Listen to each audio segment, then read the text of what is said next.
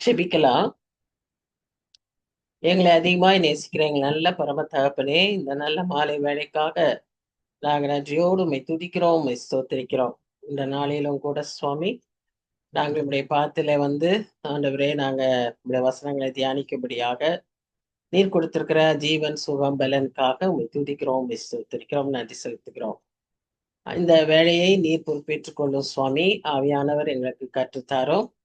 நாங்கள் கற்றுக்கொள்ள வேண்டிய வசனங்களை நாங்கள் சரியாக தியானிக்கும்படியாகவும், அதை எங்கள் வாழ்க்கையில அபியாசிக்கும்படியாகவும், நீர் உதவி செய்யும்படியாய் உம்மை நோக்கி நாங்கள் கெஞ்சுகிறோம்.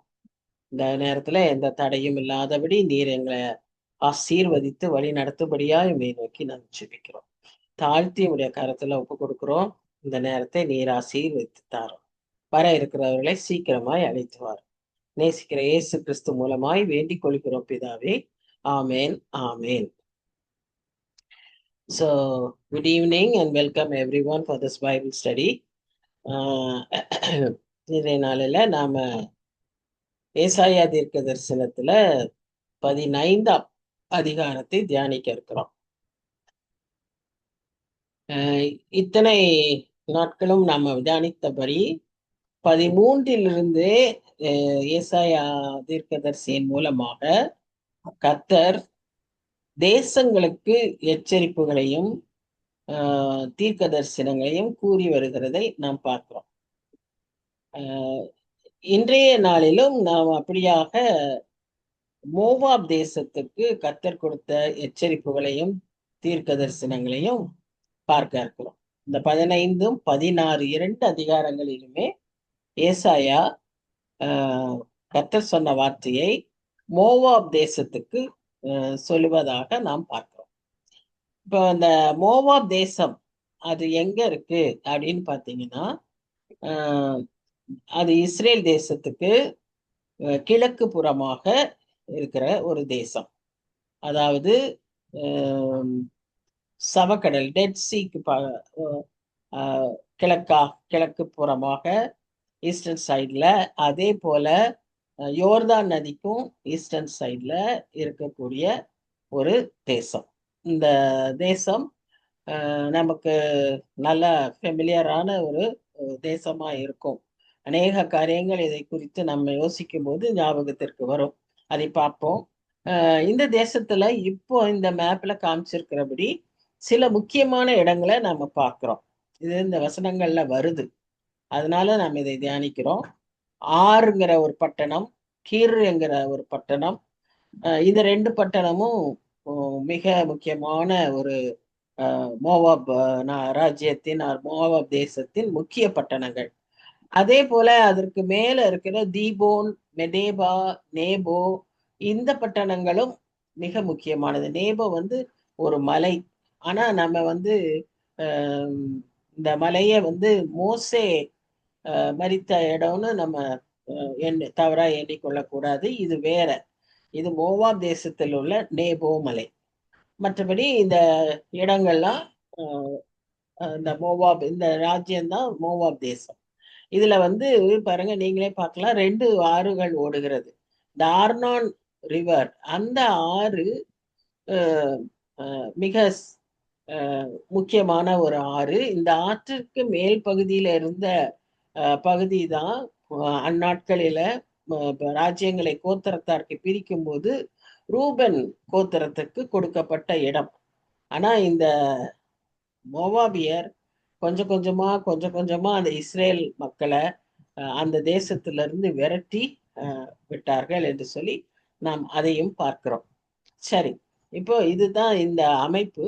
இன்றைய நாட்கள்ல இந்த மோவாப் தேசம் எங்க இருக்கு, எந்த பகுதி அப்படின்னு பார்த்தோம்னால், இது இன்றைய ஜார்டன் சொல்லக்கூடிய அந்த இடம்தான் இன்னைக்கு இந்த மோவாப் தேசம். சரி, இப்போ இந்த மோவாபியரை பற்றி பார்க்கும்போது அவர்கள் மிகவும் ஐஸ்வர்யவான்களாயும் செழிப்பான ஒரு இடத்துல வாழ்ந்தவர்களாயும் நல்ல படித்த அறிவுள்ள மக்களாயும் இருந்தார்கள் என்று சொல்லி நாம பார்க்கிறோம். அவர்கள்ட்ட அறிவு பெருத்திருந்தது, செல்வம் பெருத்திருந்தது, செழிப்பு பெருத்திருந்தது. எல்லாமே அவர்களுக்கு அதிகமாய் நல்ல ஆசீர்வாதத்தோடு இருந்த ஒரு மக்களாய் அவர்களை நாம் பார்க்கிறோம். அது அறிவு பெருத்தது அப்படின்றதுக்கு ஒரு அடையாளமாக இந்த மோவாபியருடைய கல்வெட்டுகள் நீங்க பார்த்தீங்கன்னா, முதலாக ஒரு ஆல்பபெட்ல லெட்டர் வருவது முதல் முறையாக இந்த மோவாபியர் கல்வெட்டுகளில் தான் இருந்தது என்று சொல்லி நாம் பார்க்கிறோம். அதுல வந்து 39 கேரக்டர்ஸ் இருந்திருக்கு, நம்பர்ஸ் இருந்திருக்கு, பங்க்சுவேஷன் இருந்திருக்கு. இதெல்லாம் வந்து அந்த ஆர்கியாலஜிஸ்ட் படிச்சு இன்னைக்கு கீழடி ஆராய்ச்சி செய்கிறது போல அன்றைக்கு அந்த மோவாபியில ஆராய்ச்சி செய்து கண்டுபிடித்ததில் இவர்கள் நல்ல கலாச்சாரம் உள்ள ஒரு சிவிலைஸ்ட் எஜுகேட்டட் பீப்புளா இருந்திருக்காங்க அப்படிங்கிறத பார்க்கிறோம். அப்படி மோவாபியரை குறித்த சில குறிப்புகளை நாம் பார்க்கிறோம். இந்த மோவாபுக்கு தான் ஒரு நியாய தீர்ப்பின் எச்சரிப்பாக ஒரு தீர்க்க தரிசனத்தை இந்த அதிகாரத்துல தொடர்ச்சியா 16ஆம் அதிகாரத்திலும் அதை சொல்வதாக நாம் பார்க்கிறோம். இந்த நியாய தீர்ப்பு எவ்வளவு கொடியதாய் இருந்ததுன்னு சொல்லி இந்த 15ஆம் அதிகாரம் 16ஆம் அதிகாரத்துல நாம் பார்க்கிறோம். அந்த ஜனங்கள் அழுது புலம்பி அவ்வளவு துக்கப்படுகிற ஒரு காலமாக அது இருந்ததாக நாம் பார்க்கிறோம். அந்த நகரம் இந்த நகரத்தின் இந்த இந்த தேசத்தின் முக்கிய நகரங்கள் எல்லாம் அவ்வளவு பாழாக்கப்படுகிற இந்த தீர்க்கதரிசியே கண்ணீர் விட்டு அழுகக்கூடிய அளவுக்கு ஒரு பயங்கரமான அழிவுக்கு உள்ளானதை நாம் இந்த அதிகாரங்களிலே நாம் பார்க்கிறோம். முக்கிய காரணம் என்ன? அவர்கள் தேவனை அறியாமலும் தேவனை அறிந்த மனிதர்களுக்கு அவர்கள் தொந்தரவு செய்ததினாலும் அவர்களை துன்பப்படுத்தியதினாலும் கர்த்தர் கொண்டு வந்த ஒரு நியாய தீர்ப்பு. அதுதான் நாம் இந்த அதிகாரத்துல பார்க்கிறோம். சரி, இந்த மோவாபியர்கள் யார் அப்படின்னு நம்ம பார்த்தோம்னா, நாம் நன்கு அறிந்ததுபடி ஆதியாகமம் 19ஆம் அதிகாரத்திலேயே நம்ம வாசிக்கிறது போல இந்த மோவாப் என்பவர் அந்த லோத்துடைய குமாரத்திகளின் மூலமாக தவறான அந்த உறவில பிறந்த மகன். அவருடைய சந்ததி, அவருடைய வம்சம்தான் இந்த மோவாபியர் என்று சொல்லி நாம பார்க்கிறோம். ஆனாலும் இந்த இவ்வளவு ஒரு இழிவான தவறான சாபம் நிறைந்த ஒரு குலத்தாராய் இந்த மோவாபியர் இருந்தாலும் இவர்களுக்கும் கர்த்தர் வாய்ப்பு கொடுக்காமல் இல்லை. கர்த்தர் அவர்களும் மனம் திரும்பவும் அவர்களும் நியாய தீர்ப்பை பெற்றுக்கொள்ளவும் அவர்களுக்கு ஒரு வாய்ப்பை தருவதாக நாம் இந்த இடத்துல பார்க்கிறோம். சரி, இந்த மோவாபியர்களை குறித்து இன்னும் கொஞ்சம் சில டீட்டெயில்ஸ் பார்க்கணும். வேதத்துல எங்கெல்லாம் இவங்களை பற்றி நம்ம கொஞ்சம் வாசிக்கிறோம் அப்படின்னு பார்த்தீங்கன்னா, பொதுவாகவே நம்ம வாசித்ததுல நம்ம கண்டுபிடிப்பது இந்த மோவாபியர்கள் இஸ்ரேல் ஜனங்களுக்கு எதிரிகளாய் இருந்தவர்கள். அதுதான் முதல் ஃபர்ஸ்ட் நம்ம இவர்களை குறித்து அறிந்து கொள்ள வேண்டிய காரியம். இவர்கள் வந்து இஸ்ரேல் ஜனங்களுக்கும் யூதர்களுக்கும் ரத்த சம்பந்தப்பட்ட உறவினர்களாய் இருந்தாலும் கூட இவர்கள் இவர்கள் எப்படி நடந்து கொண்டார்கள் என்று பார்ப்போமானால் இஸ்ரேல் மக்களுக்கு எதிரிகளை போலதான் நடந்து கொண்டார்கள். எதிரிகளாகவே தான் நடந்து கொண்டார்கள். நமக்கு தெரியும், என்னாகமம் 22 25 அதிகாரத்துல ஒரு சம்பவங்களை பார்க்கிறோம். அந்த சம்பவங்களில பாலாக் என்கிற மோவாபிய ராஜா பிலேயாம் என்கிற ஒரு தீர்க்கதரிசியை விலைக்கு வாங்க முயற்சிப்பார். இந்த பிலேயாமை குறித்து நாம் வாசிக்கிறோம். அநீத கூலிக்கு ஆசைப்பட்டு அவன் வந்து தீர்க்க தரிசனம் சொல்லுவதற்கு முற்பட்டான் என்று சொல்லி நம்ம பார்க்கிறோம். ஆனா அவர் தவறா தீர்க்க தரிசனம் சொல்லவே விடல. கர்த்தர் அவரை விடவே இல்லை. ஆனா அவர் என்ன செய்தார்னா, வேற ஒரு தவறான முறைகளை இஸ்ரேல் ஜனங்களுக்கும் அந்த ராஜாவுக்கும் சொல்லி கொடுத்து அதன் மூலமாக இஸ்ரேல் ஜனங்கள் பாவம் செய்யும்படியாக அதற்கு காரணமாய் மாறி போனார் அந்த தீர்க்கதரிசி. ஆனா அதை செய்ய வைத்தது இந்த பாலாக் என்கிற மோவாபிய ராஜா. அதே போல இன்னொரு மோவாபிய ராஜாவை குறித்தும் நாம் வாசிக்கிறோம். அவர் எக்லோன். எக்லோன் என்கிற ஒரு மோவாபிய ராஜா. அவரும் இந்த நியாயாதிபதிகளின் நாட்களில் இந்த இஸ்ரேல் வம்சத்தார அதிகமாய் அவர் துன்புறுத்தினார் என்று சொல்லி நியாயாதிபதிகள் 3ஆம் அதிகாரத்துல நம்ம வாசிக்கிறோம். அது போக இன்னும் கூட நம்ம சில குறிப்புகளை நம்ம ஞாபகத்திற்கு வர முடியும். சவுலும் தாவீதும் இந்த மோவாபியரை தங்களுடைய கண்ட்ரோலுக்குள்ள அவங்க வைத்திருந்தார்கள். அவர்கள் ராஜாக்களா இருக்கும்போது மோவாபியரை எழும்பவே விடலை. அவங்க தங்களுடைய கண்ட்ரோல்ல அவர்கள் வைத்திருந்ததாக நாம வாசிக்கிறோம். இன்னும் கூட ஃபர்தரா பார்த்தோம்னா எப்படி ஆயினும் லோத்து ஆபிரகாமுடைய சொந்த ரிலேட்டிவா இருக்கிறதுனால, பிளட் ரிலேட்டிவா இருக்கிறதுனால, அந்த மோவாபியர் எவ்வளவு செழிப்பா எவ்வளவு ஆசீர்வாதமா இருந்தாங்கன்னு நம்ம பார்த்தோம்ல. அதெல்லாம் ஆபிரகாமுக்கு கொடுத்த வாக்குத்தத்தத்தின் realisation, realisation of the promise given to Abraham. So அதைத்தான் நம்ம இங்கேயும் பார்க்குறோம். ஸோ இந்த உபாகமம் 2ஆம் அதிகாரம் 9ஆம் வசனத்துல இருந்து சில வசனங்களை பார்த்தோமானால், அந்த வசனங்களிலே நாம் அறிந்து கொள்வோம். கர்த்தர் மோவாபியரை அழிக்காதபடி மோவாபிய நாட்டை நீங்க சுதந்திரிக்க வேண்டாம், நான் அதுல உங்களுக்கு எந்த பங்கும் கொடுக்க மாட்டேன், நீங்க அவங்கள அழிக்காதீங்கன்னே சொல்லி சொல்லுவதை நாம் பார்க்கிறோம். அதனாலதான் இன்றைக்கு வரைக்குமே இந்த மோவாபியருக்கு ஒரு இஸ்ரேல் ஜனங்கள் அழிவை கொண்டு வரல.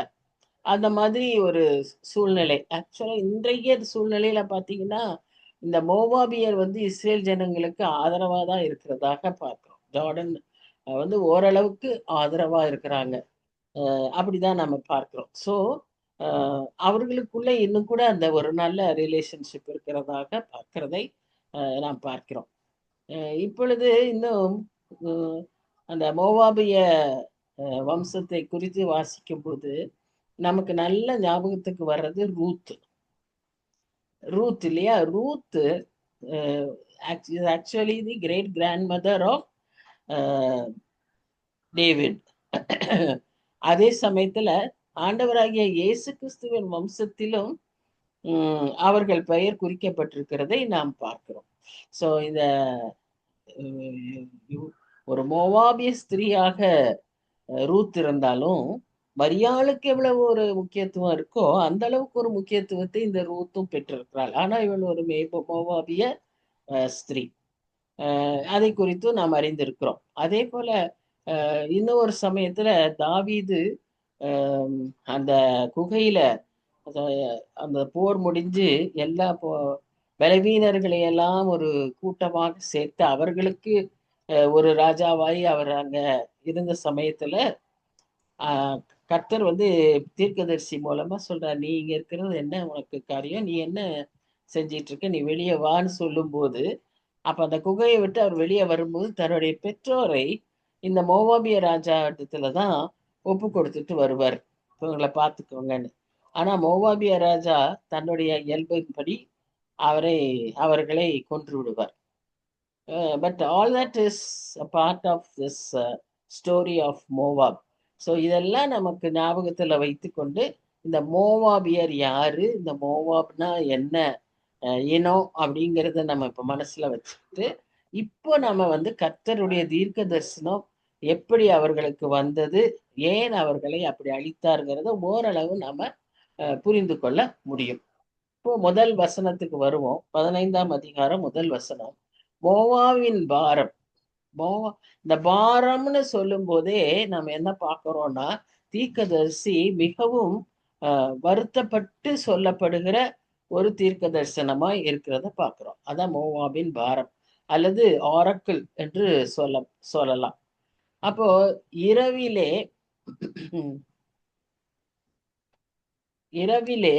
மோவாபில் உள்ள ஆர் என்னும் பட்டணம் பாழாக்கப்பட்டது, அது சங்காரமாயிற்று.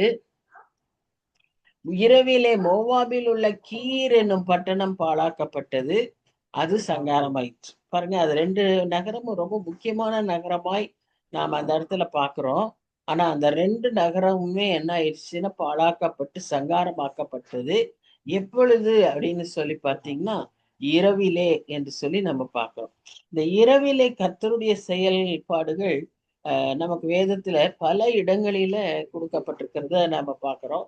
அந்த ம அந்த காரியங்கள நாம பார்க்கும்போது அ இரவில் நடந்த அநேக காரியங்கள் உண்டு. இப்ப எப்படி மோவாபுக்கு ட்ரேஸ் பண்ணமோ, அது மாரி நம்ம ட்ரேஸ் பண்ணி பார்க்கணும்னு சொன்னா, நெறைய விஷயங்கள் இரவில் நடக்கிறதை நாம் பார்க்கிறோம்.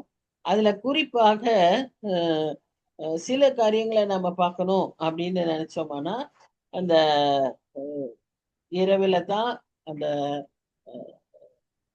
அந்த குஷ்டரோகிகள் அந்த ஒரு கேம்ப்ல போயி அவங்க வந்து உணவை கண்டுபிடித்தார்கள். பஞ்ச காலத்துல போய் அந்த உணவை கண்டுபிடித்து அவர்களுக்கு அந்த சீரியர்கள் அந்த அந்த அந்த ஒரு சம்பவத்தை அங்க நம்ம பார்க்கிறோம். அதே போல இன்னொரு இரவுல நடந்த காரியம் வந்து எசேக்கியா காலத்துல ஒரே தூதனை கொண்டு 1,85,000 பேரை அ சங்கரித்த காரியமும் இரவில தான் நடந்தது. இப்படி இரவில் அநேக காரியங்கள், முக்கியமான காரியங்கள் தூதர்கள் வந்து மேய்ப்பர்களுக்கு நற்செய்தியை அறிவித்ததும் அந்த இரவில் தான். இப்படியாக இந்த இரவு நேரத்துல அ அ அநேக காரியங்கள் கர்த்தர் செயல்பாடுகள் இருந்ததை நாம் அறிவோம். அதே சமயத்துல நெறைய பேருக்கு அ இன்னும் நல்லா தெரிகிற காரியம் என்னன்னு சொன்னா, இரவிலே பிசாசினுடைய கிரியைகளும் அதிகமாய் இருக்கிறதை நாம் பார்க்கிறோம். நம்ம ஆண்டவருடைய பிள்ளைகளாய் இருப்பதினால நமக்கு இந்த இரவிலே அந்த காரியங்கள் நடை நடைபெறுகிறது சற்று நமக்கு நம்ம நன்மையான காரியங்களை குறித்து தியானிக்க நாம் அழைக்கப்படுகிறோம். அப்ப 2ஆம் வசனத்துல என்ன பார்க்கிறோம்னு சொன்னா, அழும்படி மேடைகளாகிய பாயித்துக்கும் தீபோனுக்கும் போகிறார்கள். நேபோவின் நிமித்தம் மெதபாவின் நிமித்தம் மோபாப் அலறுகிறது. அவர்களுடைய தலைகள் எல்லாம் மொட்டையடித்திருக்கும், தாடிகள் எல்லாம் கத்தரித்திருக்கும். சோ அந்த மொட்டை அடிக்கிறது, தாடி சிரைக்கிறது, இரட்டு உடுத்துறது, இதெல்லாம் typical expression of mourning. Jewish mourning வந்து இந்த விதமாய் தான் இருக்கும்னு சொல்லி நம்ம பார்க்கிறோம். அது அதோடு கூட இவர்கள் எல்லாரும் என்ன செஞ்சுக்கிட்டு இருந்தாங்கன்னா, தெருக்களில் எல்லாம் அலறி அழுது கொண்டிருந்தார்கள் என்று சொல்லி கூட நம்ம வசனத்துல வாசிக்கிறோம். சோ அந்த அளவுக்கு ஒரு டிஸ்ட்ரக்ஷன், அந்த அளவுக்கு ஒரு டெசலேஷன் நடந்திருக்கு அந்த இடத்துல. அப்போ அ மக்கள் வந்து கூக்குரல் இடுகிறதாகவும், அவர்கள் சத்தம் அடுத்த நாட்டுக்கு கேட்கிற அளவுக்கு அவர்களுடைய சத்தம் இருந்ததாகவும் நாம் பார்க்கிறோம். ஆயுதபாணிகள் கதறுகிறார்கள். அவனவனுடைய ஆத்துமா அவனவனில் கிளேசப்படுகிறது என்று சொல்லி பார்க்கிறோம். இப்போ இந்த மோவாப் ராஜ்யத்தை பார்க்கும்போது பாருங்க, அது எங்க லொகேஷன், எக்ஸாக்ட் லொகேஷன் எங்கன்னு சொல்லி இந்த படத்துல நம்ம பார்க்கிறோம். ஏன்னா தொடர்ச்சியா இன்னும் இந்த மற்ற தேசங்களையும் நம்ம பார்ப்போம். அதனால இந்த ஒரு படத்துல actual location of Moab we can see. அது வந்து அந்த சவக்கடலுக்கு கிழக்கு புறத்துல இருக்கிறதாக நாம் பார்க்கிறோம். ஏதோமுக்கு மேலாக, அம்மோனுக்கு கீழாக, யூதாவுக்கு வலப்புறத்துல இருக்கக்கூடிய ஒரு தேசமாய் இந்த மோவாப் தேசம் இருந்ததாக நாம் பார்க்கிறோம். இதுல நாம என்ன முக்கியமா நாம இன்னும் ஞாபகத்துல வைத்துக் கொள்ள வேண்டிய காரியம் என்னன்னு சொன்னா, அந்த ஆர்னான் ரிவரை பற்றி நான் ஏற்கனவே சொல்லிட்டேன். இந்த வசனத்துல நாம பார்த்தபடி ஒரு மனுஷன் இந்த அந்த மோவாபிய மனுஷன் இந்த காரியங்களை இந்த நடந்த அழிவை பார்த்து கதறி ஓடுறான். அவன் எங்க ஓடுறான்னா அந்த தீபோன் அப்படின்ற ஒரு இடம் பார்த்தோம் இல்லையா, டீபோன், அது ஒரு முக்கியமான இடம். அந்த இடத்துக்கு அவன் ஓடுறான். அங்கதான் அந்த தேவதையின் ஆலயம் இருக்கு. அந்த காட்ஸ் கிட்ட போய் ப்ரொடெக்ஷனுக்காக அவன் ஓடுகிறான் என்று சொல்லி பார்க்கிறோம். மலைகளில ஓடி போய் அழுகிறார்கள் என்று பார்க்கிறோம். இவர்களுடைய சத்தம் அடுத்த நாட்டுக்கே கேட்கிற அளவுக்கு பயங்கரமா இருந்தது என்று சொல்லி கேள்விப்படுகிறோம். ஏன் சொன்ன இந்த அழிவு யார் மூலமா வந்ததுன்னா, அசீரியர்கள் மூலமா இவர்களுக்கு வந்தது. தொடங்கியது பாபிலோனியர்கள், ஆனா முழுமாய் இவ்வளவு பயங்கரத்தை கொண்டு வந்தது அசீரியர்களுடைய இன்வேஷன். ஸோ இதெல்லாம் அஹ், நடக்கிற அந்த காரியத்தை நம்ம இன்னும் கூட தெளிவா யாரு எழுதியிருக்கிறாருன்னா எரேமியா தீர்க்கதரிசி இதே மோவாபுக்கு ஏற்பட்ட அந்த நியாய தீர்ப்பை குறித்து அவர் எழுதியிருக்கிறார். ஆனா அங்க அவர் விளக்கமோட பண்ணுகிறது என்ன அப்படின்னு பாத்தீங்கன்னா, அவங்களுக்கு எவ்வளவு பயங்கரமான ஒரு நிலைமை ஏற்பட்டது, அதற்கான காரணத்தை அங்க அவர் சொல்லுவதாக நாம் பார்க்கிறோம். அதை he gives the reason why. அப்படின்னா என்ன அப்படின்னு பாத்தீங்கன்னா, இந்த மோவாப் தன்னுடைய பிரைம் டைம்ல அதாவது நல்ல செழிப்பாய் இருந்த நாட்களில அவ அந்த மோவாபியர் அல்லது அந்த மோவாப் தேசமே என்ன செய்ய என்ன நிலைமையில இருந்துச்சு செய்தது என்று சொல்லி பார்ப்போமானால், அது ஒரு செட்டில்டு லைஃப்ல இருந்துச்சு. அந்த லக்ஸூரியஸ் லிவிங்ல தேவர் சோ சாட்டிஸ்ஃபைட், தேவர் சோ என்ன சொல்றது காம்ப்ளசன்ட். ஒரு ஒரு மந்த தேக்க நிலைமையில அவர்கள் இருந்ததாக நாம் பார்க்கிறோம். அதற்குத்தான் அதை என்ன சொல்றாங்கன்னு சொன்னா,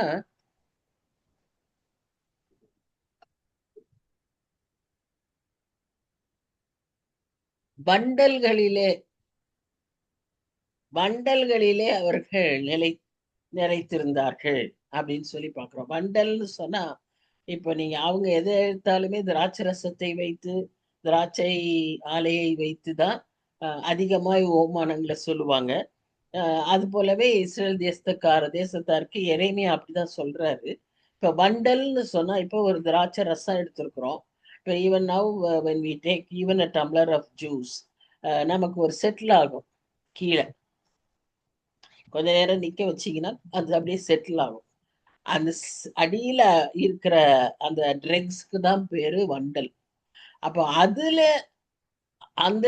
அதுல இருக்கிறோங்கிற ஒரு நிலைமையே அறியாதபடி, அந்த நிலைமையில நாம் இருக்கோங்கிற ஒரு உணர்வு இல்லாதபடி அவங்க என்ன பண்றாங்க, அப்படியே அந்த அந்த அதுல ஒரு செட்டில்டா இருக்கிற ஒரு நிலைமைய நாம பார்க்கிறோம். மோவாபியர் they were very much satisfied with their life.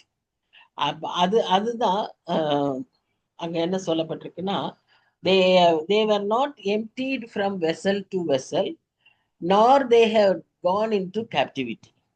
அப்படின்னா என்ன அர்த்தம்னா, அந்த வாசத்துல அந்த அந்த நிலைமையில அப்படியே அவங்க இருந்திருக்காங்க. அவங்க இந்த ஒரு பாத்திரத்துல இருந்து இன்னொரு பாத்திரத்துக்கு ஊற்றுகிற ஒரு அனுபவம் கூட அவர்களுக்கு இல்லை. அப்படின்னா என்ன, மாறுதல், எந்த சேஞ்சும் அவங்களுக்கு கிடையாது. They're well satisfied spiritually, physically, in every way. நாங்க அச்சீவ் பண்ணிட்டோங்கிற ஒரு ஒரு நிலைமையில தேறினவன் என்று அப்படின்னு நம்ம வாசிக்கிறோம் இல்லையா? புதிய ஏற்பாட்டுல பவுல் சொல்லுவாரு, தேறினவன் என்று ஒருவரும் இல்லை அப்படின்னு சொல்லுவாரு. நான் தேறினேன் என்று சொல்ல முடியாதுன்னு சொல்லுவாரு. அது மாதிரி இங்க அவங்க அப்படிதான் தேறினவர்களை போல தாங்கள் எல்லாம் அடைஞ்சிட்டது நிலைமையில இருக்கிறத பார்க்கிறோம். இன்னைக்கு நம்முடைய வாழ்க்கையில கூட it is very common even among the Christians. நமக்கு பிகாஸ் நமக்கு என்னன்னா, ஓகே நான் ரட்சிப்பு பெற்றுட்டேன், நான் ஒரு நல்ல ஒரு ஸ்பிரிச்சுவல் லெவல்ல இருக்கேன், நல்லா ஜெபம் பண்றேன், பைபிள் வாசிக்கிறேன், so I am satisfied, God is blessing me and I live a blessed life அப்படின்னு நிறைய பேர் இருக்கிறத பார்க்குறோம். எந்த டிஸ்டர்பன்ஸும் அவங்களுக்கு இருக்காது. எப்பவுமே என்ன சொல்லுவாங்கன்னா, எந்த கப்பல் புயலையெல்லாம் சந்திச்சிருக்கோ அந்த கப்பல் தான் சிறந்த கப்பலா இருக்க முடியும். பெஸ்ட் எஃபிஷியண்டா எஃபெக்டிவ் வசல்லா இருக்க முடியும். எதையுமே சந்திக்காத, புயலே சந்திக்காத, பிரச்சனைகளே சந்திக்காத ஒருவரால என்ன செய்ய முடியாது, ஒரு சிறந்த கிறிஸ்தவ மனிதராய் வாழவே முடியாது. பிரச்சனைகளின் சோதனைகளை சந்திக்கிற மனிதர் தான், சோதனைகளை சகிக்கிற மனுஷன் பாக்கியவான்னு வாசிக்கிறோம். சோ இதை சந்திக்கும் போது அதை எப்படி சந்திக்கிறது, எப்படி மேற்கொள்வது. இன்னொரு வசனம் பார்க்கிறோம், மேற்கொள்கிறவர்களுக்கு ஜெயம் கொள்ளுகிறவர்களுக்கு, ஓவர் கமர்ஸ்க்கு பெரிய ரிவார்ட்ஸ் இருக்குன்னு பார்க்கிறோம். அப்போ it is a life full of struggle and problems. அதே இல்லாதபடி ஒரு ஸ்மூத் லிவிங் இருக்கிறவங்க, ஒரு சாட்டிஸ்ஃபைடு லிவிங் இருக்கிறவங்க, settled, I should more correctly say it settled life. அப்படி இருக்கிறவங்களுக்கு they are not actually good Christians. இவ்விதமாய் நம்ம ஒரு அனுபவங்களில் வரும்போதுதான் நம்ம உண்மையாவே நாமே நம்முடைய அனுபவத்துல நம்ம சொல்ல முடியும். By the even through our own experiences we can taste the Lord only when we have such experiences and see that he is good. Oh, taste and see that the Lord is good enough. We can taste the Lord only at such situations. So அதைத்தான் நம்ம இங்க பார்க்கிறோம். எரேமியா அது அப்படியாக அங்க சொல்றார். அதனால எப்படி நியாயத்தீர்ப்பு வருமோ, இவர்களுடைய பாட்டில தட்டி விடுகிற மாதிரி, ஒயின் பாட்டில் எக்ஸாம்பிள் வச்சு சொல்றாரு. அந்த ஒயின் பாட்டில தட்டி விடுற மாதிரியும், அது உடைபடுகிறதாகவும், அதில் இருக்கிற திராட்சரசம் எல்லாம் வடிந்து போகிற ஒரு நிலைமைக்கு அவர்களை நான் கொண்டு வருவேன் அப்படின்னு சொல்றாரு. இந்த வண்டல்லையே உட்கார்ந்து இருந்தாங்கன்னா அவங்களுக்கு எந்த ஒரு பிரயோஜனமும் இருக்காது, அவர்களாலேயும் ஒரு பிரயோஜனம் இருக்காது, அவர்களுக்குள்ளும் ஒரு மாற்றம் இருக்காது. there will be no refinement, there will be no sanctification because they are satisfied. So அப்படி ஒரு கிறிஸ்தவ வாழ்க்கைய நமக்கு தேவன் அனுமதிக்கிறதே இல்லை. அந்த தான் இந்த இடத்துல அந்த மோவாபியரை கொண்டு கர்த்தர் நமக்கு ஒரு எச்சரிப்பை தருகிறார். நாமும் அந்த மாதிரி ஒரு செட்டில்டு லைஃப்ல உட்காந்துடக்கூடாது. we must have some changes, movement, displacement. ஒரு பாட்டில் இருந்து அந்த போரிங் எக்ஸ்பீரியன்ஸ், அந்த போரிங் எக்ஸ்பீரியன்ஸ் தான் ஊற்றப்படுகிற பானபலி என்று சொல்லி பார்க்கிறோம். அந்த மாதிரி ஒரு போரிங் எக்ஸ்பீரியன்ஸ் இருந்தா தான் there will be actually pain involved in that, there will be sacrifice involved in that, there will be some loss involved in it.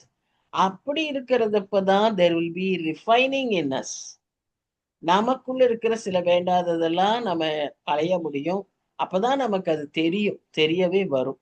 So இதைத்தான் நாம் இந்த இதுல அந்த வசனங்கள்ல நம்ம பார்க்கிறோம். இப்போ இந்த வசனத்துல தீர்க்கதரிசி சொல்லுகிறார், என் இருதயம் மோவாபி நிமித்தம் ஓலமிடுகிறது.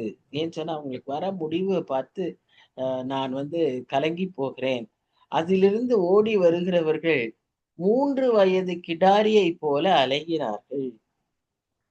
லூகித்துக்கு இளம் கன்று பயமறியாதுன்னு சொல்லுவாங்க இல்லையா, அந்த மாதிரி அது இங்கேயும் அங்கேயும் துள்ளி குதிச்சுக்கிட்டு அப்படி போல ஒரு நோக்கமில்லாத ஒரு லைஃப் ஆட்டம் இருக்கும். அதை அவர் அங்க சொல்லுகிறார். லூகித்துங்கிறது இன்னொரு இடம். அதுக்கு அதுல ஏறி போகிற வழியிலே அழுகையோட ஏறுகிறார்கள். இஸ்ரேலைட்ஸ்க்கு always ascending the mountain to worship. இந்த ஜனங்கள் பேகன் காட்ஸ் வர்ஷிப் பண்றாங்க. Even Jews when they want to worship God, they actually had ஒரு வழக்கம். they had a habit of climbing the hills, mountains, to go to the top to worship God. அப்படி அநேக அவங்க பாதைகள் எல்லாமே, ஏன்னா அது பூரா மலை பிரதேசமா இருக்கிறதுனால அதுவே அவர்களுடைய வாழ்க்கை முறை, அவர்களுடைய ஆராதனை முறைமைகளும் அப்படியே இருக்கும். நீங்க அந்த சங்கீதங்கள்லாம் எழுதப்பட்டிருக்கிறதெல்லாம் பார்த்தா கூட அதுல நாங்க வாசிப்போம், இட் இஸ் அன் அசெண்டிங் சாம் அப்படின்னு சொல்லி பார்ப்போம், சாம் ஆஃப் அசென்ட் அப்படின்னு பார்ப்போம். அந்த மாதிரி ஸோ இங்கே அவங்க அப்படி அழுகையோட ஏறுகிறார்கள். ஓரோனாயிமின் வழியிலே நொறுங்குதலின் கூக்குரல் இடுகிறார்கள். அப்படி நொறுங்கி போகன ஒரு அனுபவம். அந்த சத்தம் அழுக அவ்வளவு பயங்கர கூக்குரலா இருந்ததாம். அதே போல நீர்ப்பாய்ச்சலான இடங்கள் எல்லாம் பாழாய் போயிடுச்சு. புல் உலர்ந்து முளை அழிந்து பச்சை இல்லாமல் போகிறது. நான் தொடக்கத்துல ஆரம்பிக்கும் போது என்ன சொன்னேன், they were very luxuriously living. ஒரு செழிப்பான ப்ராஸ்பரஸ் கண்ட்ரியா இருந்த தேசம் இப்போ எல்லாமே அழிந்து போகிற ஒரு நிலைமைக்கு வந்ததை நாம் பார்க்கிறோம். ஆதலால் மிகுதியாக சேர்த்ததையும் அவர்கள் சம்பாதித்து வைத்ததையும் அலரிகளின் ஆற்றுக்கப்பாலே எடுத்துக்கொண்டு போவார்கள். So what we see, அவங்க சேர்த்தது சம்பாதிச்சது இதை எல்லாமே அவங்க ஆற்றுக்கு அப்பாலே எடுத்துக்கொண்டு போ. அந்த ஆறு வந்து ரொம்ப முக்கியமான ஒரு இடம். அந்த ஆற்றுக்கு அப்பாலே அப்படின்றது ஒரு வறட்சியை காண்பிக்கிறது. இந்த இந்த சிட்டியை நம்ம வந்து லோத்துடைய லைஃபோடையே நம்ம கொஞ்சம் ரிலேட் பண்ணி பார்த்தோம்னா நமக்கு நல்லா தெரியும். அந்த சம்பவங்கள்லாம் நமக்கு நல்லாவே தெரியும். எப்படி அவங்க வந்து முதல்ல சோவார் பள்ளத்தாக்குக்கு வந்தாங்க, அதுக்கப்புறம் மலைகளுக்கு போனாங்க, அங்க இருக்கிற குகையில தவறான உறவுகளை வைத்து கொண்டார்கள். அது நிமித்தமாய் பிறந்த அந்த மகனுடைய வம்சத்தார் தான் இந்த வம்சம் அப்படிங்கிறதெல்லாம் நம்ம பார்க்குறோம். அந்த வம்சத்தார் தான் இப்ப என்ன பண்ணிட்டாங்கன்னா, இந்த மாதிரி அவர்கள் மற்றவர்களுடைய நுகத்தை ஏற்றுக்கொண்டு மற்றவர்களால் துன்புறுத்தப்படுகிறார்கள் என்பதை நாம் பார்க்கிறோம்.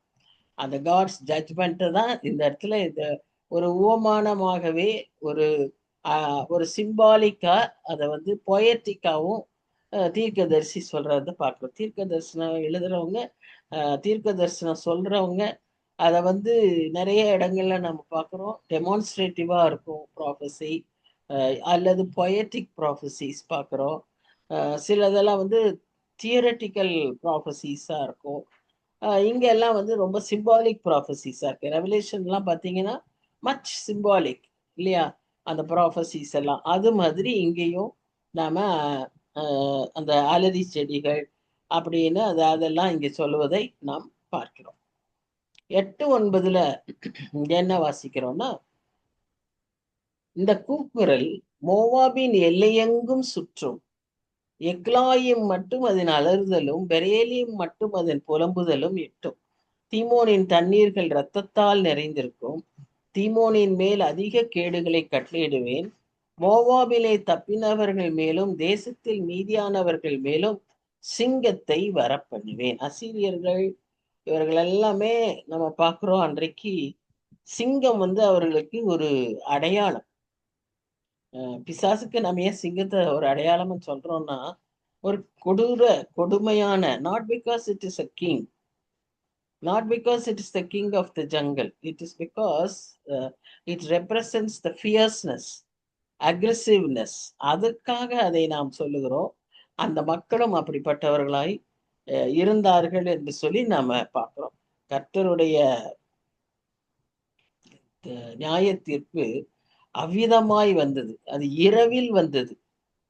அந்த இரவில் வந்ததுனால அதுல தப்பி போனவங்களை எல்லாம் கூட இந்த சிங்கம் வந்து எப்படி ஒருத்தரையும் தப்ப விடாம பிடிச்சிருமோ அவ்விதமாய் அவர்கள் மேல அந்த நியாய தீர்ப்பு வந்தபடியினால் அவர்களுடைய அழிவு பெரிதாய் இருந்தது என்று சொல்லி நாம, ஆனா இவ்வளவு காரியங்கள் இருந்த போதிலும் கர்த்தருடைய மனது எப்படி இருந்துச்சு, கர்த்தர் என்ன அவங்களை குறித்து, இந்த மோவாபியர் ஒரு சபிக்கப்பட்ட ஜனங்க, they are not his people.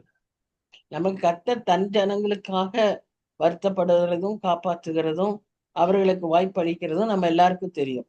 ஆனா இந்த மோவாபியர் வந்து அந்த இஸ்ரவேலரை துன்புறுத்தினவர்கள், வழி கொடுக்காதவர்கள், அவர்களை அவர் என்ன சொல்றாருன்னு பாத்தீங்கன்னா, எசேக்கியேல் 18ஆம் அதிகாரம் 23ஆம் வசனத்துல, have I any pleasure at all that the wicked should die, even the wicked should not die. அவங்களுக்கு ஒரு வாய்ப்பு தரணும், அவங்களும் நம்ம திரும்பி இந்த இடத்துல ஜீவனை பெற்றுக்கொள்ளணும்னு சொல்லி கர்த்தர் விரும்புகிறதை நாம் இந்த இடத்துல உணர்த்தப்படுகிறோம். ஸோ இந்த மோவபைட்ஸுக்கு கூட ஒரு வாய்ப்பை கர்த்தர் அளிக்கணும்னு சொல்லி விரும்புகிறார்.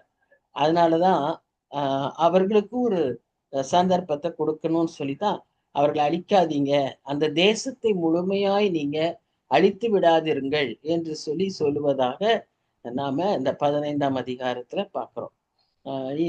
நம்ம இதோடைய தொடர்ச்சியை 16ஆம் அதிகாரத்திலும் நாம பார்க்க முடியும். ஏன்னா 16ஆம் அதிகாரத்திலும் நம்ம அவர் இதனுடைய தொடர்ச்சியை கூறுவதாக நாம் பார்க்கிறோம். 16ல வேற ஒரு ஆங்கிள் அவர் அந்த நியாய தீர்ப்பை குறித்து சொல்லுகிறார். அது எப்படி சொல்றாருன்னு சொல்லி பார்த்தீங்கன்னா, அ பெருமை, மேட்டுமை மோவாபியர் அவங்களுடைய செழிப்பினாலேயும், செல்வத்தினாலேயும், அறிவினாலேயும் எங்கெல்லாம் இதெல்லாம் இருக்கோ, இதெல்லாம் தான் உலகத்துல ஒரு பெரிய அச்சீவ்மென்ட், அட்டைனபிள் கோல்ஸ் இல்லையா? ஒரு லக்ஸூரியஸ், ஒரு என்ன சொல்றது? ப்ராஸ்பரஸ், ஒரு சக்சஸ்ஃபுல் ஒரு லைஃப். அதுதான் இப்ப லைஃபுடைய மீனிங், லைஃபுடைய அட்டைன்மெண்ட் அப்படின்னு உலகம் சொல்லுகிறது. ஆனா எங்கெல்லாம் இது இருக்கோ, அங்க இந்த பெருமைங்கிற பாவம் பயங்கரமாய் தலை தூக்குகிறதை பார்க்கிறோம். அதுவே அவர்களுடைய அழிவுக்கும் காரணமாய் இருக்கிறது என்று பார்க்கிறோம். இப்ப இங்கேயும் கூட இந்த அதிகாரத்துல அதை தான் பார்க்கிறோம். அந்த மேட்டுமையான பார்வை தாழ்த்தப்படும். அவர்களுடைய அந்த கடினமான இருதயம் உடைக்கப்படும். And Lord alone shall be exalted in that day.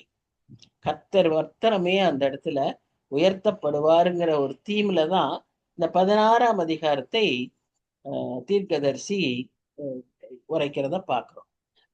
தீர்க்கதரிசி மூலமாக கர்த்தர் உரைக்கிறதை நாம் பார்க்கிறோம். இப்போ 15ஆம் அதிகாரத்துல நம்ம பார்த்தோம், அந்த தேசம் கர்த்தரை எப்படி மகிமைப்படுத்தணும், அதை மகிமைப்படுத்தாத சமயத்துல என்ன நடக்கும் அப்படிங்கிறத நம்ம அந்த அதிகாரத்திலையும் பார்த்தோம்.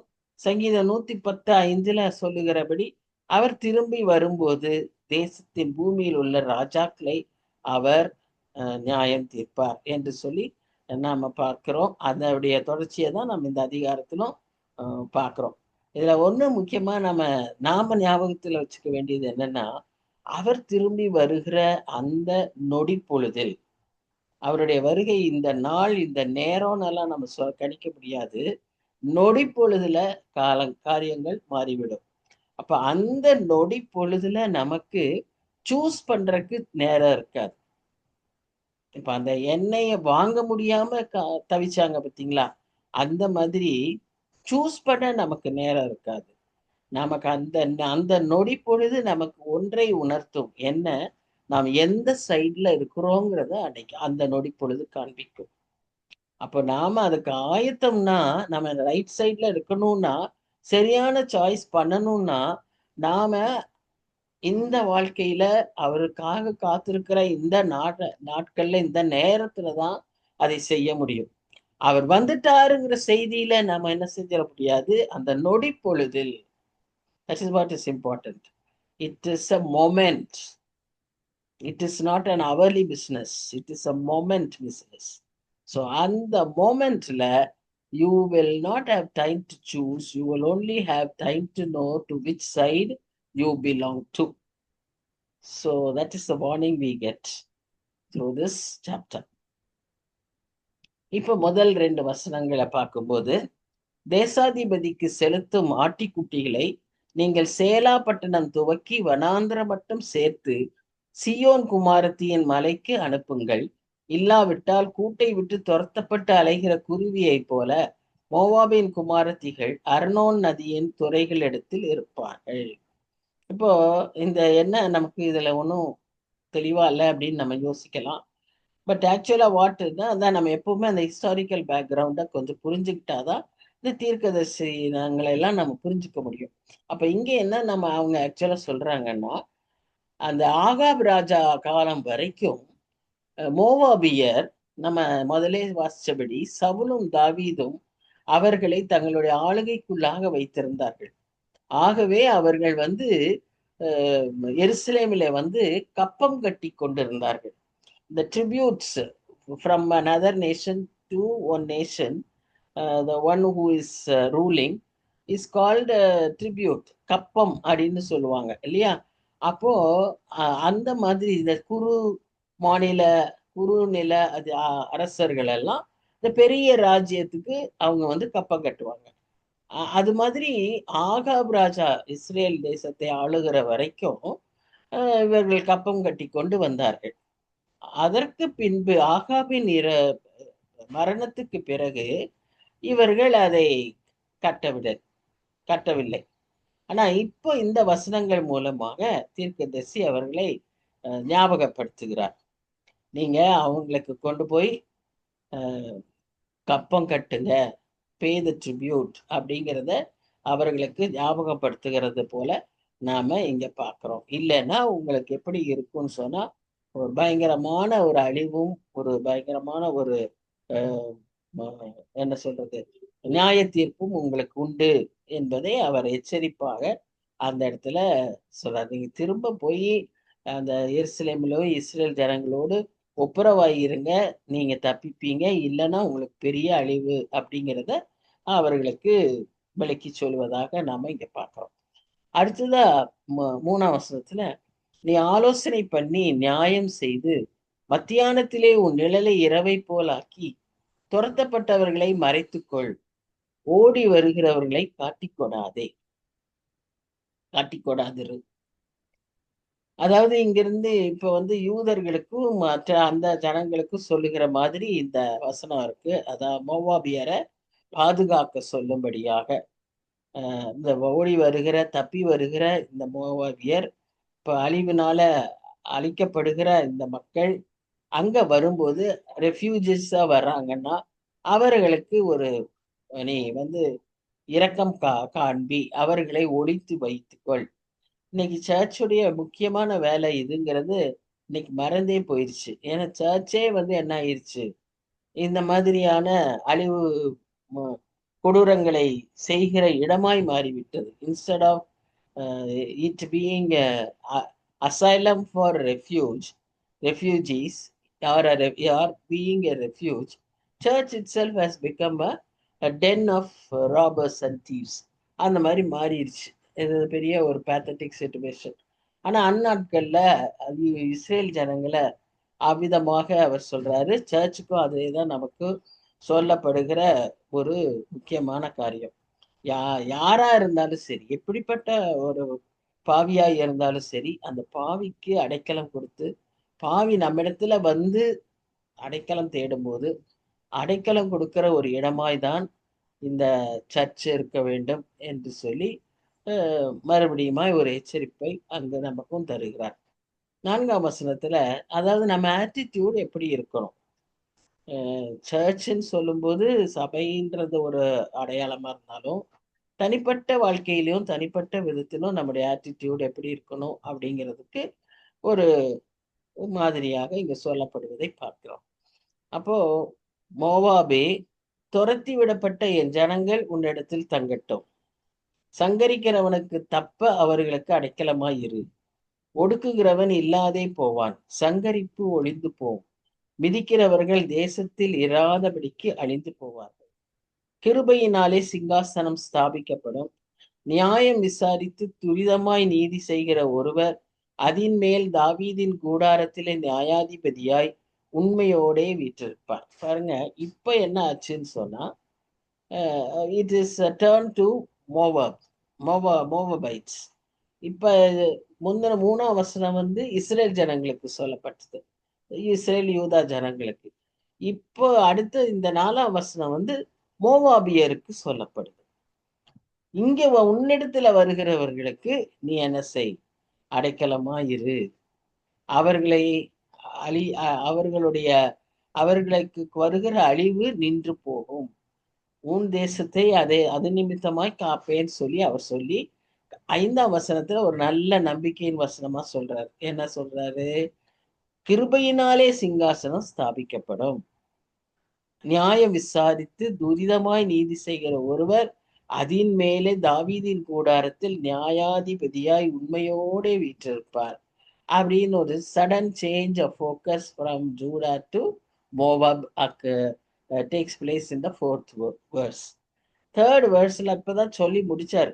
மோவாபியரை நீ பார்த்துக்கோ, ஒழிச்சுக்கோ அப்படின்லாம் யூதருக்கு சொன்னவர் இப்போ இங்க மோவாபியருக்கு சொல்லுகிறார். அப்போ நிலைமை எப்படி இருக்கும்னு சொன்னா, ஒரு வசனம் தான் மாறுதல். ஆனா ஒரு வசனத்திலேயே there lot of changes taking place in the history. அங்க மோவாபியர் ரெஃப்யூஜுக்கு வராங்க, அடைக்கலத்துக்கு வராங்க. 4ஆம் வசனத்துல யூதர்கள் அடைக்கலத்தை தேடுகிற நிலைமை மாறு. அப்படின்னா இட் இஸ் ஒருவேளை ஒரு 3ல இருந்து 4ஆம் வசனம்ன்ற மாதிரி இருந்தாலும் காலகட்டம் ஒரு இனி ஃபியூச்சரிஸ்டிக்கா இருக்குன்னு தான் நாம அதை எடுத்துக்கொள்ளணும். 3ஆம் வசனம் அன்றைய நிலைமை. 4ஆம் வசனம் வருங்காலத்தை பற்றிய தீர்க்கதரிசனம். இனி வரும் நாட்களிலே நடைபெறக்கூடிய காரியங்கள். அது அநேக கமெண்ட்ரீஸ்லாம் அந்தி கிறிஸ்துவின் உபத்திரவ நாட்கள் என்றும் கூட சொல்லுகிறார்கள். அந்நாட்களிலே மக்கள் ஓடுவார்கள். ஏதாவது ஒரு இடத்துல பாதுகாப்புக்காக வருவாங்க. அலைவார்கள். குகைகளையாவது மலைகளையும் தேடிக்கிட்டு போவாங்கன்னு சொல்லும்போது, இங்கே இந்த மோவாபியருக்கு அப்படி ஒரு அ ஒரு ஆலோசனையாக சொல்லப்பட்டிருக்கிறது என்று சொல்லி, அ அதையும் நாம அப்படியாகவும் சொல்வதை நாம் பார்க்கிறோம். எது எப்படியா இருந்தாலும், அதுல ஒரு நம்பிக்கை வசனம் என்னன்னா, கிருபையினாலே சிங்காசனம் நிலைநிறுத்தப்படும். மேசியாவானவர்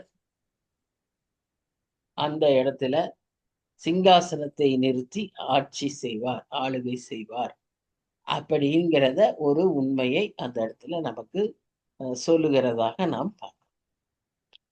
6ஆம் வசனத்துல நம்ம என்ன வாசிக்கிறோம்னா, மோவாபின் பெருமையையும், அவன் மேட்டிமையையும், அவன் அகங்காரத்தையும், அவன் உக்கிரத்தையும் குறித்து கேட்டோம். அவன் மெத்த பெருமைக்காரன், ஆனாலும் அவன் வீம்பு செல்லாது. இப்போ அவனை பற்றிய விவரத்த நம்ம அங்க பார்க்கிறோம் பாருங்க. எதெல்லாம் அவனை பற்றி இருந்துச்சு, எப்படி இருந்துச்சு, ஆனாலும் அவன் வீம்பு செல்லாது. ஆகையால் மோவாபியர் ஒருவருக்காக ஒருவர் அலறுவார்கள், எல்லாரும் ஏகமாய் அலறுவார்கள். கிராரேசேத் ஊரின் அஸ்திபாரங்கள் தகர்க்கப்பட்டதே என்று அவைகளுக்காக பெருமூச்சு விடுவார்கள். எஸ்போன் ஊர் வயல்கள் வாடி போயின. சிப்மா ஊர் திராட்சை செடியின் நல்ல கொடிகளை ஜாதிகளின் அதிபதிகள் நறுக்கி போட்டார்கள். அவைகள் யாசேர் மட்டும் சென்று வனாந்திரத்தில் படர்ந்திருந்தது. அவைகளின் கொடிகள் நீண்டு கடலுக்கு அப்பாலே எட்டி இருந்தது அப்படின்னு பார்க்கிறோம். அதாவது இந்த பெருமையின் நிமித்தமாக அவர்கள் ஒரு சிறு தேசமா இருந்தாலும் தங்களையே அவங்க பெரிய நாடுகளுக்கு ஒப்பாக அவர்கள் தங்களை காண்பிக்கிறதாகவும், அவர்களுடைய அழிவு அந்த பெரிய நாடுகள் எல்லாம் எப்படி சந்தித்ததோ, அதே போல இந்த சிறிய நாடா இருந்தாலும், இதிலேயும் அப்படிப்பட்ட அழிவை அவர்கள் சந்திப்பார்கள் என்பதை இந்த இடத்துல சொல்லுவதாக நாம பார்க்கிறோம். இதை குறித்தும் அந்த 48ஆம் அதிகாரம், எரேமியா 48ஆம் அதிகாரத்திலும் நாம் இதை குறித்தும் வாசிக்கிறோம். கர்த்தருடைய நியாய தீர்ப்பு இந்த ஜனங்களுக்கு எப்படி அது பெரிதாய் இருக்கும், அவர்களுடைய கூக்குரல் எப்படி பெரிதாய் இருக்கும் என்று சொல்லி நம்ம பார்க்கிறோம். இதெல்லாம் நம்ம வாசிக்கும் போது ஆவியானவர் நமக்குள்ள சில காரியங்களை உணர்த்திக்கிட்டே இருப்பார். When we only have to be very sensitive to what God is speaking to us. ஒருவேளை இது மோவாபை பற்றிய ஒரு காரியமா இருக்கலாம். அவங்க கூக்குரல் விட்டு அழுகிற அளவுக்கு ஒரு பெரிய அழிவு அவங்க சந்திக்க வேண்டிய சூழ்நிலை இருக்கும்போது காரணம் என்ன? அந்த பெருமை. அதை தாழ்த்திட்டோம்னா அந்த நிமிஷமே அத்தனை பெரிய தண்டனையும் நியாய தீர்ப்பும் மாறிவிடும். நெபுகாத் நேச்சாருடைய வாழ்க்கையில நம்ம தானியேல் புத்தகத்துல வாசிக்கிறோம். எவ்வளவு தூரம் தாழ்த்தப்பட்டோம். ஒரு மிருகத்தை போல 4 கால்ல நடக்க, புல்ல திங்க, இந்த நிலைமைக்கு அவன் தாழ்த்தப்பட்ட போதும், அந்த நிலைமையிலிருந்து அவன் கண்ணை உயர்த்தி ஆண்டவரை பார்த்து, அவன் ஒரே ஒரு நிமிஷம் அதை நினைத்த போதிலே கர்த்தருடைய ஆக்டிவிட்டிஸ் எல்லாமே நொடி பொழுது. அது போல அவருக்கு இங்க உடனே ஒரு ரிலீஃப் கிடைச்சது. மனாசையோட வாழ்க்கையில திரும்ப ரெஸ்டோரேஷன் கிடைச்சது. So it is very important that a Christian need to humble himself very often, very often. ஏன்னா காரணமே இல்லாம நமக்கு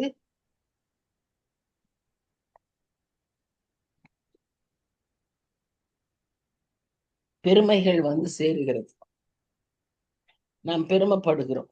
அதனால நாம என்ன செய்யணும்னா, எப்பெல்லாம் முடியுதோ அப்பெல்லாம் நம்ம நம்மளை தாழ்த்த பழகிக்கொள்ள வேண்டும். நாம் நம்முடைய காரியங்கள்ல நிறைய விஷயங்கள்ல சின்ன சின்ன விஷயங்கள் எல்லாம் நம்மகிட்ட இருக்கக்கூடிய இந்த பெருமைகளை நாம தாழ்த்த பழகும்போது, ஏன்னா இந்த சின்ன தேசத்துக்கும் கர்த்தர் அந்த ஆலோசனையை தான் தருகிறார். சியோனில் ராஜாவை நோக்கி பார். அதை விட்டு எங்கேயோ ஓடிக்கிட்டு இருக்கு இந்த மக்கள். இவர்களுக்கு ஏற்படுகிற ப- அந்த டிசாஸ்டர், இவர்களுக்கு ஏற்படுகிற அந்த ஒரு தண்டனையை பார்த்து இவங்க வேற இதற்காக அவங்க அழுகிறத பாக்குறோம், கூக்குரல் இடுகிறத பாக்குறோம். ஆனா கர்த்தர் என்ன சொல்றாருன்னா, அவரிடத்துல திரும்பிட்டோம்னா நமக்கு என்ன கிடைக்குமா? ஆறுதல் கிடைக்குமா? நியாயம் கிடைக்குமா? அதைத்தான் நம்ம இந்த வசனத்துல வாசிக்கிறோம்.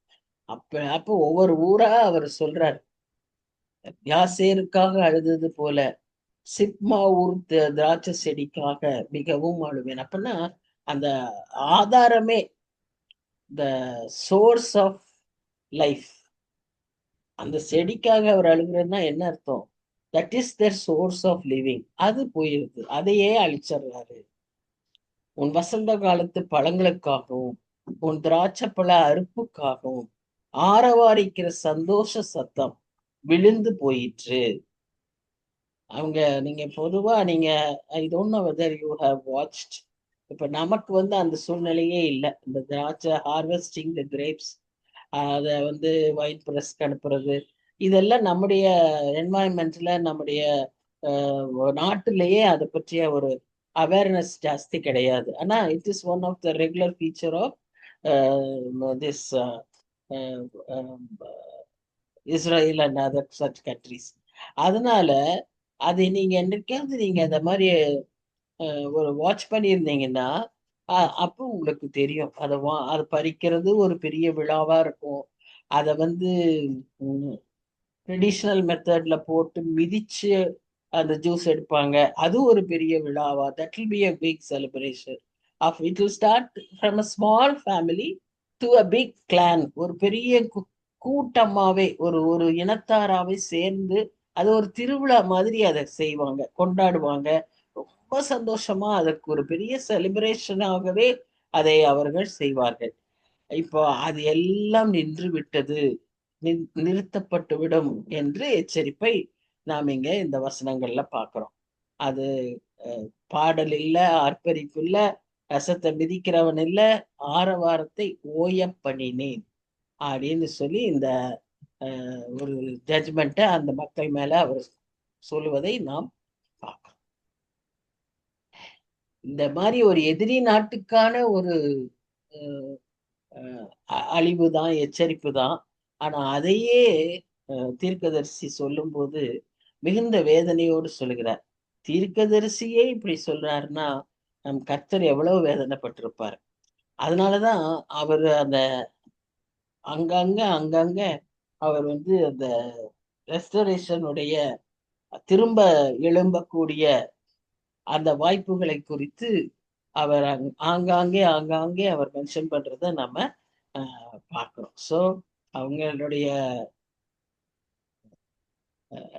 அந்த தேசத்திலே இருந்தே சந்தோஷத்தையே அவர் எடுத்து விடுகிறார். இன்னைக்கு இருக்கிற சூழ்நிலைகளை நம்ம அப்படியே யோசிச்சு பார்த்தோம்னா இந்த நிலைமை நிறைய நாடுகள்ல இருக்கு. நிறைய நாடுகள்ல இதே சூழ்நிலை, due to various reasons we find them suffering, இல்லையா? நாம பார்க்கிறோம். அப்போ it can happen to us also. எப்பவுமே நம்ம அதை ஞாபகத்துல வைத்துக் கொள்ள வேண்டும். சிலவம் அந்த டவர் ஆஃப் ஷைலோ விழுந்ததுக்கு ஆண்டவர்கிட்ட போய் கேட்கும்போது சொல்றாரு, அவங்க ரொம்ப பாவம் செஞ்சதுனால அந்த தண்டனைன்னு நினைக்காதீங்க, அல்லது நீங்க பெரிய நீதிமானன்றதுனால நீங்க காக்கப்பட்டீங்கன்னு நினைக்காதீங்க. எப்ப வேணாலும் இதை நேரிடலாம். நீங்க மனம் திரும்பணுங்கிறதுக்காக தான் இது ஒரு எக்ஸாம்பிளா நான் வச்சேன்னு சொல்றாரு. இன்னைக்கு அழிவும் நாசமும் சேதமும் உலகத்துல பயங்கரமா நடந்துகிட்டு இருக்கு. ஏன்னே தெரியல. ஏனென்றே அவர்கள் நினைத்து பார்க்கிறதுக்கு முன்னால அங்க அப்படி தொடர் மழை, வெள்ளம், பூமி அதிர்ச்சி, எத்தனையோ காரியங்கள் நடந்து கொண்டே இருக்கிறத நாம பார்க்கிறோம். இதெல்லாம் பார்க்கும்போது தீர்க்கதரிசி சொல்றாரு, அந்த ஓலம் துக்க பாடலாய் என்னுடைய பாடல், என்னுடைய சத்தம் மாறிவிட்டது. மோவாபியருக்கு என் சத்தம் அவ்விதமாய் மாறிவிட்டது என்று சொல்லி அந்த தீர்க்கதரிசி சொல்வது. ஏன்னா he could see nothing was happening then. இந்த தீர்க்கதரிசி இதை எழுதும் போது அங்க மோவாபியருக்கு எதுவுமே நேரிடல. ஆனா அப்படி நேரிட போகுதுங்கிற அந்த பிக்சரை அவர் பார்த்து, அவர் அந்த விஷனை பார்த்து அவ்வளவு பயத்தோடும் அவ்வளவு ஒரு அழுகையோடும் கூக்குரலோடும் அவர் அதை செய்வதாக நாம சொல்லுவதாக நாம பார்க்கிறோம். இப்போ இன்றைக்கு நமக்கு இருக்கிற காரியங்கள் என்னன்னா நாம பல விதங்கள்ல இப்ப இதுலயே நம்ம எச்சரிக்கப்பட்டு வந்தோம். 15ல இருந்து 16 வரைக்கும் பார்க்கும்போது எத்தனையோ காரியங்கள் நம்மிடத்திலும் இவ்விதமான தவறுகள், குற்றங்கள், நியாய தீர்ப்புக்கு ஏதுவான காரியங்கள் இருக்கிறதை நாம் அறிகிறோம். கர்த்தர் நமக்கும் அந்த ஆலோசனை சொல்லுகிறார், turn and to me and you will be saved அப்படிங்கிறத ஒரு ஒரு ஒரு ஆலோசனையா நமக்கு சொல்லப்பட்டுக்கிட்டே இருக்கு. அதே சமயத்துல இன்னொரு காரியத்தை நம்ம பார்க்கிறோம். என்ன அப்படின்னு சொன்னா, இப்படி அழிந்து கொண்டிருக்கிற இந்த ஜனங்கள் மேல what is our concern? What are we doing for them? What can we do for them? யோசிச்சு பார்க்கணும். நான் எங்கேயோ இருக்கேன், அது எங்கேயோ இருக்கு, என்னமோ நடக்குது, நான் என்ன செய்ய முடியும் அப்படின்னு நினைக்கிறோமா? இல்ல நான் என்ன செய்ய முடியும் என்று யோசிக்கிறோமா? எதையாவது செய்கிறோமா? நிச்சயமா முடியும். அப்ப நம்ம என்ன செய்யறோம், எப்படி செய்யறோம், இத குறித்து சிந்தனை செய்ய வேண்டியவர்களாய் நம்மை கர்த்தர் அழைக்கிறார். ஏன்னா இந்த தீர்க்கதரிசி அவரு அவ்வளவோ ஃபீல் பண்றாரு.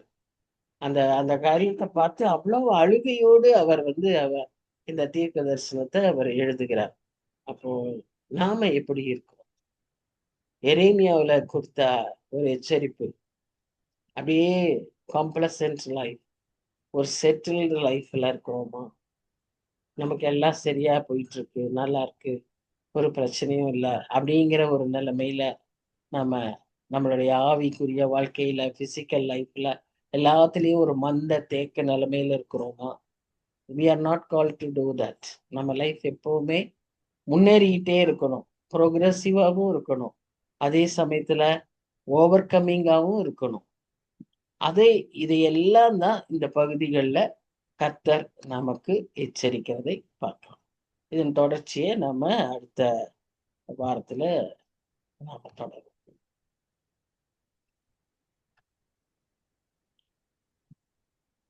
நல்ல தகப்பனே, இந்த நல்ல வேலைக்காக நன்றி செலுத்துகிறோம். தேசங்களுக்கு கொடுக்கப்படுகிற எச்சரிப்பின் மூலமாக சுவாமி நீர் எங்களோடும் கூட தெளிவாய் பேசிக் கொண்டிருக்கிறாண்டவரே, அதற்காக நன்றி செலுத்துகிறோம்.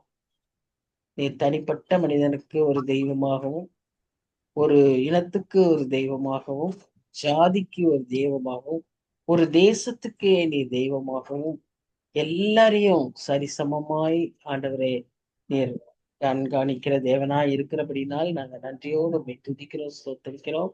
கொடுத்த நல்ல எச்சரிப்புகளுக்காக, ஆலோசனைகளுக்காக, எங்க நிலைமையை உணர்த்தி காட்டின தயவுக்காக ஆண்டவரே நாங்க நன்றியோடு உம்மை துதிக்கிற சுவாமி, ஸ்தோத்திரிக்கிறோம்.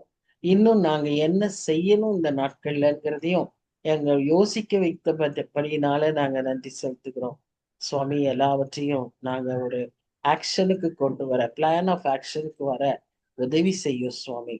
Let it not just be thought, momentous, ஒரு ஒரு எமோஷனா முடிஞ்சு விடாதபடி சுவாமி.